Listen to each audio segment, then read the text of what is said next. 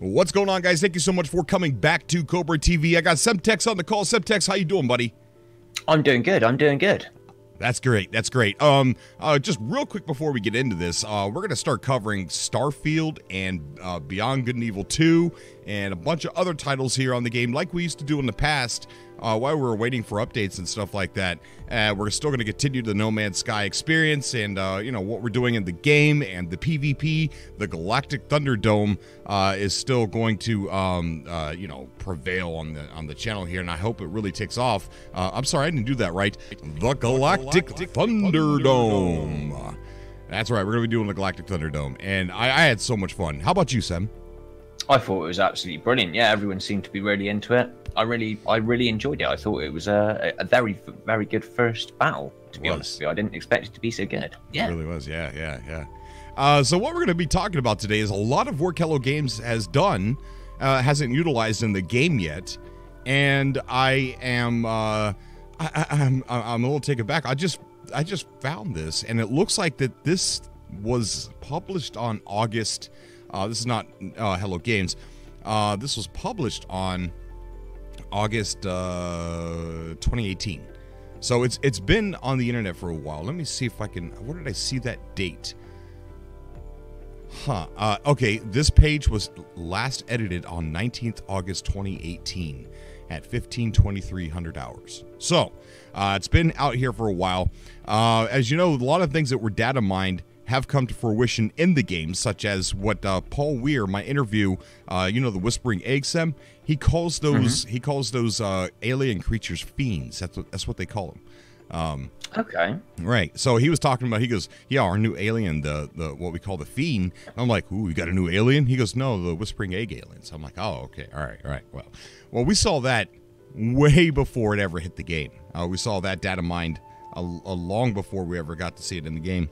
I think it was before Atlas Rises, actually, that we started seeing some of that data mine. And there's other things that we've seen data mined that have made it into the game 100%. Now, what we're looking at right here is a crap ton of work. I mean, this is a this is a lot of work, and it's not in the game yet. So I imagine that Hello Games wouldn't want to throw away all of this work, and we're going to go through it. This alludes to eating, the need for eating and cooking and getting meat in No Man's Sky. And one of the things that we've noticed when you're adding stuff, when they put stuff inside No Man's Sky, like the train manipulator and other things that we've seen in the past, like, hey, this doesn't really make any sense, but they put it in here, and then we see it utilized later. And it almost looks like when I first seen the refiners, I thought that looks like an oven, right?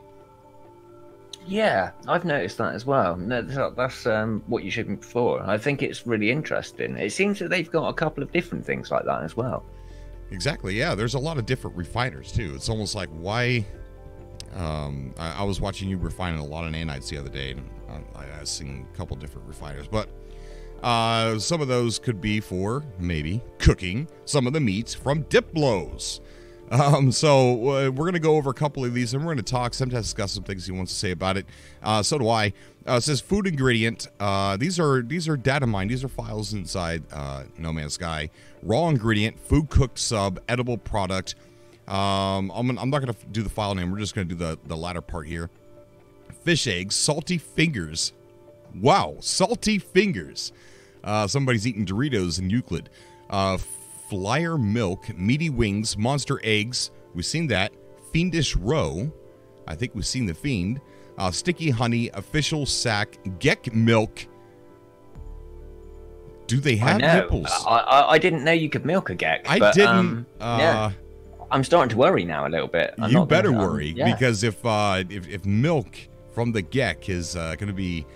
I love milk, I love milk, and I don't think a Gek's going to stand still and let me milk him.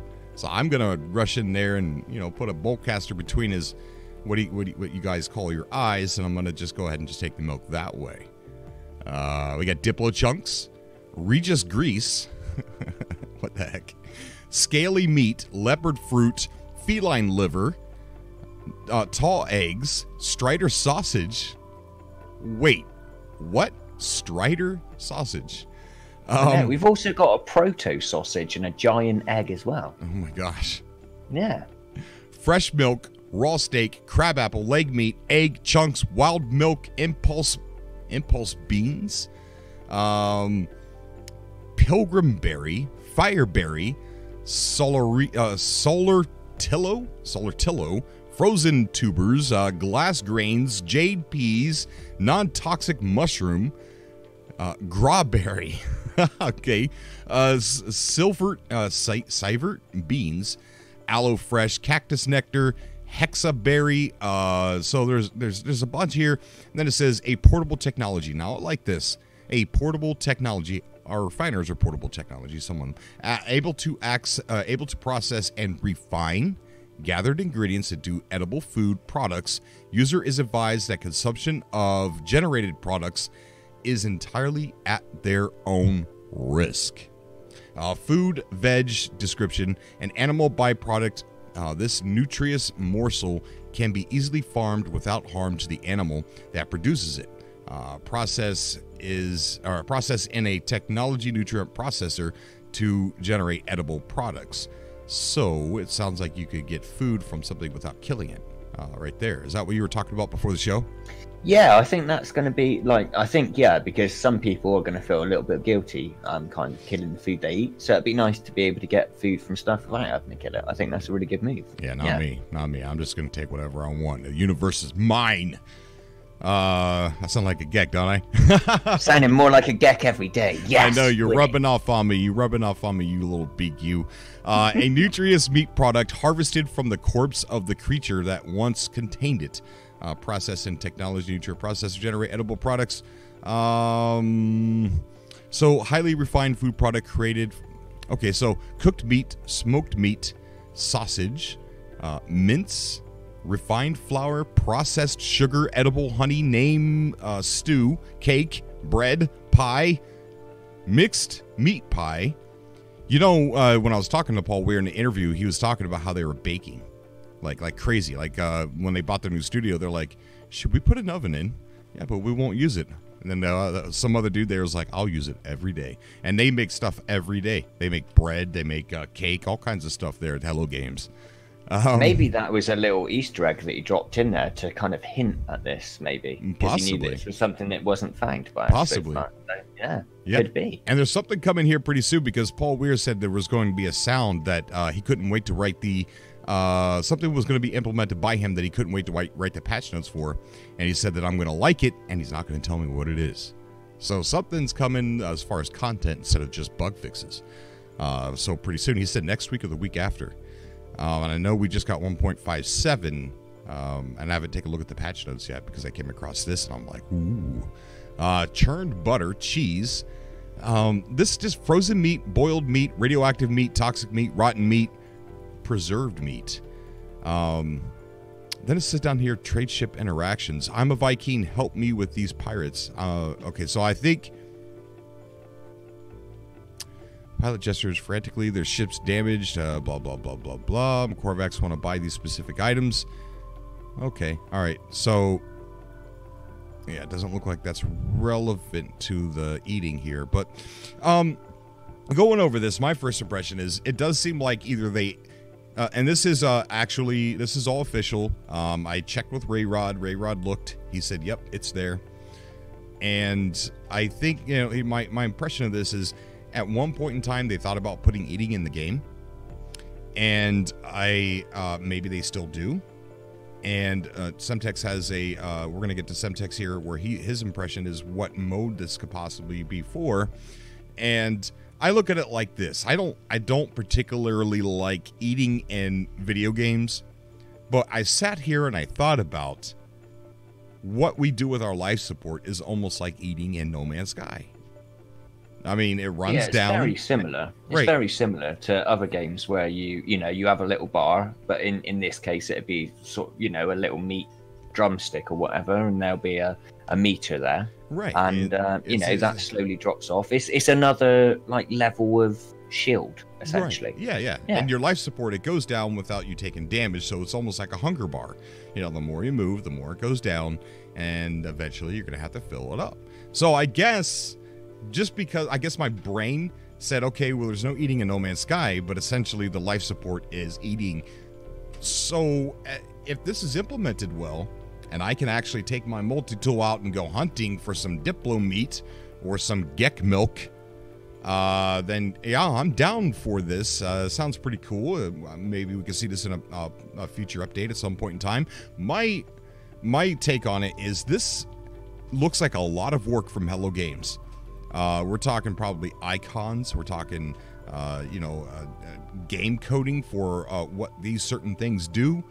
So it's like a lot of work to be thrown away. And I just don't see, it looks like too much work just to, we're not going to do it. So I don't know. What's your take on it? You said something about a specific game mode, probably. Yeah, I think what we'll probably see, now that I've sort of thought on it a little bit more, is I think it'd be like we see at the moment with the differences between normal, survival and permadeath. So in those modes, as you already know, the amount of resources you use sort of correlates to those modes. So normal uses the least resources to charge a shield. The survival, it's slightly kind of extended, and then permadeath, it's a lot more. And I think we'd probably like a system like that put in place where, you'd have to eat a certain amount, and that would kind of hold you over for a certain amount of time. And I think with the variance and the difficulty, I think that will kind of ultimately show how much you need to eat in those different modes. I think it's more than likely that. Also, though, when it comes to the technology stuff that you were mentioning about the nutrient extractor and the processors, I think that there will probably be lots of recipes like we see at the moment with the refiners, where we can refine, the runaway mold into nanites, or I think we'll probably be able to do that. And the more that you refine something, the more stuff you put into it, the more likely that will last longer in your inventory. So say one of the mixed meat pies, because you've had to go and, get lots of different types of meat, that's probably something you could eat, and that will, will last a lot longer, like using condensed carbon in your multi-tool instead of normal carbon. It will, it'll give you a better charge, and it will last longer. So I think we'll probably see, a similar kind of system put in place for the eating as we do with the other stuff that's already in the game. I would imagine it would mirror that a little bit. Yeah. What makes sense is from what you just said is we have things like heptaploid wheat, kelp rice, and wild yeast, and then on down we've got things like cake and bread. So it does look like you would need some ingredients to make the bread, and those look like the ingredients right there. So, let us know down below what you think about the eating. Like I said, I'm against the eating in the video games, but, I'm not against it. I just don't like it. I remember my experiences playing H1Z1, going around looting and everything, and I kept getting hungry, and I kept having to go back out into the woods where the bears were to get berries. Like they were drugs. Like I couldn't loot. I had to go, oh man, I'm hungry again, gotta go get some more berries. But I think No Man's Sky is really well balanced when it comes to life support, and if they could do the hunger the same way to where it's really balanced, then I definitely don't see how I wouldn't like something like this, especially if you could use the food as a commodity source.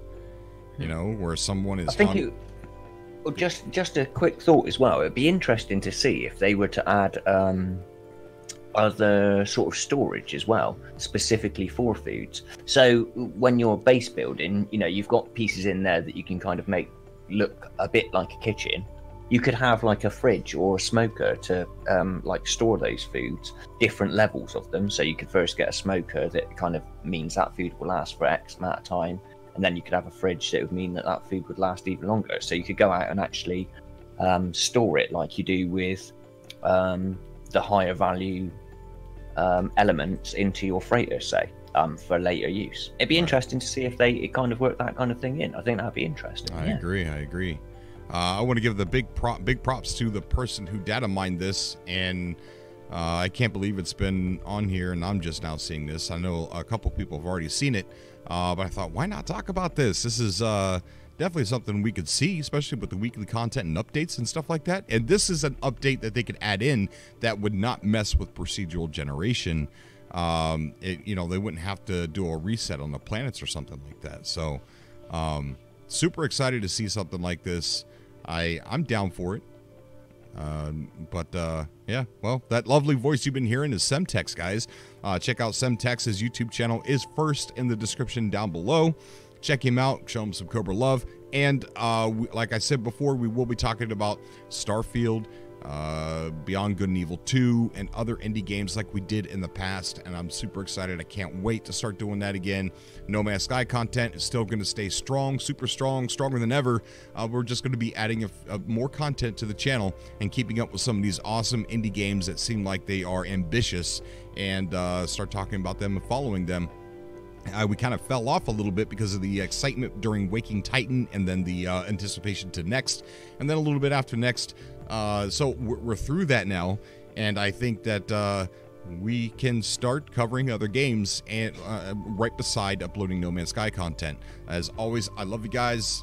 I will see you all in the next video. Semtex, you got any final parting words? Yeah, one thing. Bring your beefs. That's right. Speaking of eating, that's great. Bring your beefs. If you got a beef with somebody, settle it in the Thunderdome, the Galactic Thunderdome. Settle it there, guys. We're going to be doing those live, and then we're going to be uploading an edited version the next day of those rounds and matches. So if you got a beef, or if you just want to fight your friend, meet us in the Galactic Thunderdome, and we'll be happy to stream you guys live. I love you guys. I will see you all in the next video. Until next time. All right, that's it. That's a podcast.